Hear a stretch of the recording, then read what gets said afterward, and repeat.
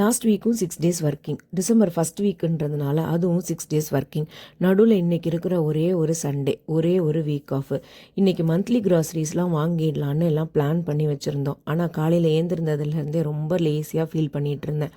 நித்துவா புயல் வரும், கொஞ்சம் எசென்ஷியல்ஸ் எல்லாம் வாங்கி வச்சுட்டுன்னு நேற்றே அம்மா கால் பண்ணி பயமுறுத்தி விட்டுட்டா.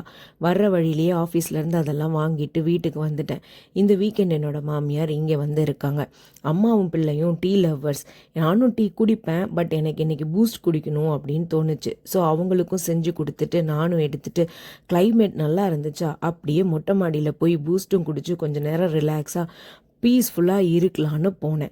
நான் போன நேரமோ என்னமோ தெரியல, அது வர மழை இல்லை. என்ன பார்த்ததும் எங்கேருந்து தான் வந்ததுன்னு தெரியல, ஃபாஸ்ட்டாக மழை பெய்ய தொடங்கிடுச்சுங்க. அடப்போடான்னு மழையை கோச்சிட்டு அப்படியே கீழே வந்துட்டேன். புயல்னால லீவ் கிடைக்குமான்னு ஸ்கூல் பிள்ளைங்க மாதிரி நியூஸை வச்சு பார்த்தா புயல் ஏதோ சப்சைட் ஆகி கடல்லையே போயிடுமா.